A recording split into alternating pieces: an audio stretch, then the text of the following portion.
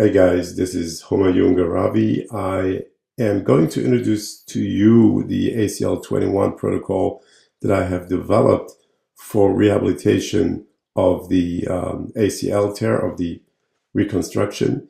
And the goal is not to get them back quicker, but to get them back on a higher quality level in movement. We're dealing with a ACL reconstruction on the left side, semitendinosus graft, and the 21-year-old patient is a non-athlete. Now, feel free to hit the space button now or at any time to read this disclaimer. Basically, what it says is that it's no recommendation of any kind, and I'm not trying to tell you how to do it. I'm just demonstrating how we do it over here in my program. A drastic anterior drawer, as the pre-op picture you just saw. And on day three, we start out our work in the gym. The bicycle is actually not very recommendable. It may be good for range of motion in the knee, but it's poison for the hip because it doesn't allow it to go into full extension. This exercise here is a main focus on the glute maximus.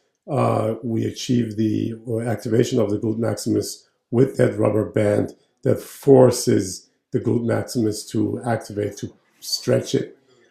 This tool is called the 40 Pro. It's an elastic suspension trainer which I have developed, and I'm using it for full body training in a closed chain movement to leave the legs on the floor. This exercise here is very important, very efficient for hamstring activation, which is the second most important muscle after the glute maximus for knee control. And there I just wanted to get some hip control and hip extension going. As you can see, the upper body needs to work to control the lower body with those elastic bands. And we're just playing around with the center of mass of our body. Now we have stepped up a little bit from yellow bands to green bands, doing the same exercises. We're still a little bit shy of the full extension. At the end of the first week, we start the aquatic workout. As soon as day 4, actually, you can go into the water if you have the waterproof Band-Aids. And the first stage in the water is to just give her a good feeling how to control the body in a stance as upper body forces are being generated. This here is a non-floor contact exercise where we splint the one leg, the operated leg, to the non-operated leg, and she just has to go into all kinds of positions into the water by splinting the two legs together. We want to improve range of motion. The next phase, which the phases can go also into lacing, of course, the next phase would be to use the leg as a leg. As you can see, she's wearing a belt, so it's really a very, very slight weight-bearing exercise, and I just want you to focus on the rhythm. So that's what we're trying to hit here, a nice and clean rhythm, and I've deliberately chosen the progression of her attempts that were, attempts that were not as clean as this one, for example. And actually, I wanted her upper body also to work with it. Does it feel okay? On day 12 to day 14, the patient should feel very comfortable in just letting the crutches go. Here you can see that she's doing really well with it.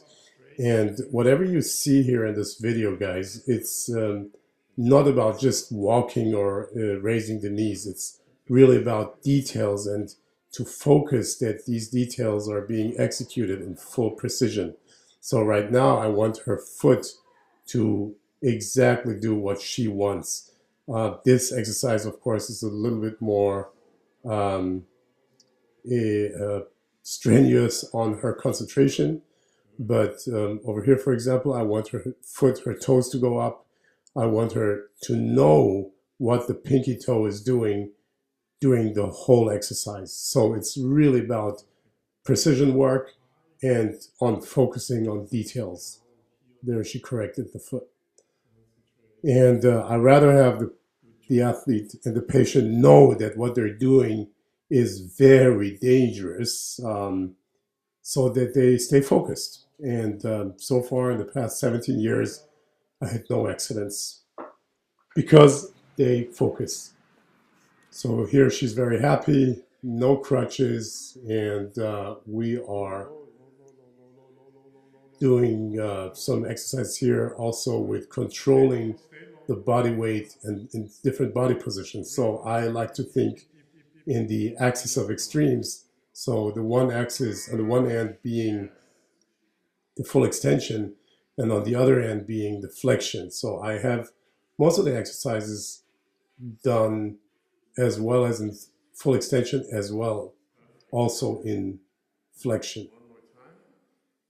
So the brace that she's wearing is a Bauerfeind brace. There are many different types out there. Of course, you can use any one you like. I chose Bauerfeind because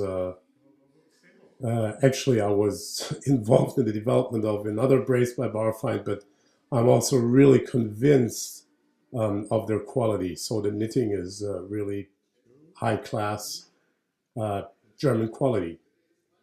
This exercise I call the clock. So she's standing in the middle and she's tipping the toe, just tipping with no push off the toe until 12 o'clock, 6 o'clock, 3 and 9.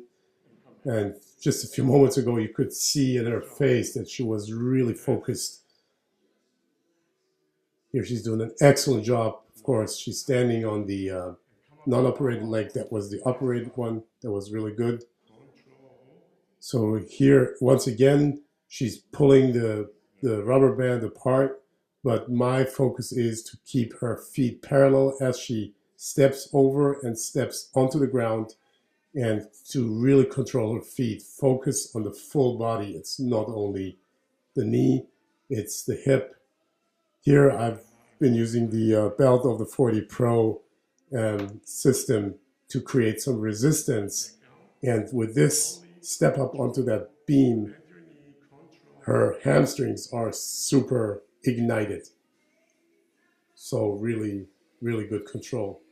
And here we're abusing the 40 Pro belt to walk with the resistance, not against the resistance. So it's a combination of open and closed loop movements. And this teaches her to fire the hamstring all the way up to the moment where she hits the ground with the heel strike. This exercise here is the number one exercise for glute maximum activation and for prevention of ACL injuries, as well as repetitive patella luxations. So here we have an open loop against and with the resistance. This here is a very short clip on what I do manually that was only focusing on lymphatic flow. Of course, the manual workouts, the manual therapy sessions, they were daily, about an hour to an hour and a half. Just the same length, about an hour and a half, 2 hours is the workout that you see here with long breaks. Here's the limbo sideways, performed sideways, and the left leg is the operated leg, and I want full control over her legs. Now we're aiming with this exercise on the glute medius, using ankle weights here to create a little bit of an overload. So it's dropping the hip, bringing it back up in the framework of the full step cycle. So here I want her to control. That was the overload, and now I just unleash her and let her go. This is great. Flexion is good. The extension was still a little bit short, about 5 to 6 degrees. And we continue on improving and progressing the exercises. This here is a great exercise for the hamstrings. So it's an oscillating movement against the rubber band, we accelerate her body weight in the 4D Pro. The trampoline as an elastic tool is one of my favorites just because it emphasizes and stresses the eccentric phase, which is the most important. Here we're doing all kinds of different gait patterns in and around that agility ladder or coordination ladder. There are different names for it. Here I just want her to land and to push off. So we're almost 3 weeks away from the surgery. The motions and movements become more and more complicated. If you look at her arms, they're still a mess. So, but that's, guys, that's the proof that she's not an athlete. Look at that. So, for not being an athlete, I think that's a pretty great job that she's doing. So here, the right arm, the elbow should go high up. I lost my hair on this one. But the leg work is pretty decent, is very good. So again, ACL, prophylactic work, the clock, standing on the operated leg, excellent job, super execution, awesome. So now drop, control with the operated body against the bands, land, push off. So the eccentric phase, guys, is really, really important.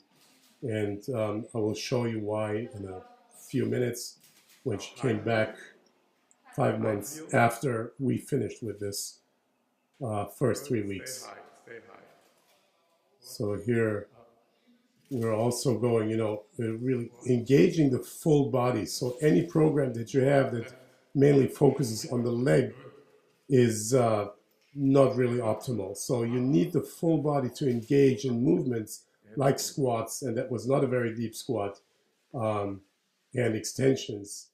So now we were missing about 4 degrees into extension.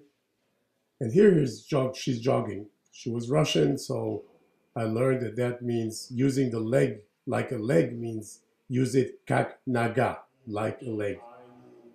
And all of my patients feel comfortable at about 3 weeks to use their leg as a leg to lead their body weight over the legs and guide it and control it in a jogging manner. So distributing the weight on both legs evenly, we find out 32 and 32. And yay, maladiet, хорошо работ, good job. So we didn't train that, guys. And that was really only the result of the whole full body training and not only focusing on the on the knee. So this was 5 months later. She came back. She's still limping in the beginning. And now look at this was the left, the operated one, and the right one. It doesn't go into full extension. I'll show you in a second. The operated one goes into full extension as she pushes off, but not the right one. So the healthy leg, that's the operated leg, full extension, and the healthy leg doesn't go into full extension. Why? It's not because I focus too much on the operated leg, guys. That's bullshit. It's because of the apprehension. So she's landing onto the operated leg. And that's why she's not feeling comfortable and strong to push off with the healthy leg. So what I do is I connect the push off and the landing to the same leg. And that's the left one. And see, she's getting better and better just within a few jumps. This is the down dog position. I have a video also on YouTube on stretching. It's a real important thing. And that was it, guys. There were so many other things that I could have told during these 15 minutes. I hope you enjoyed it. Write me an email if you have questions, and peace out. All the best.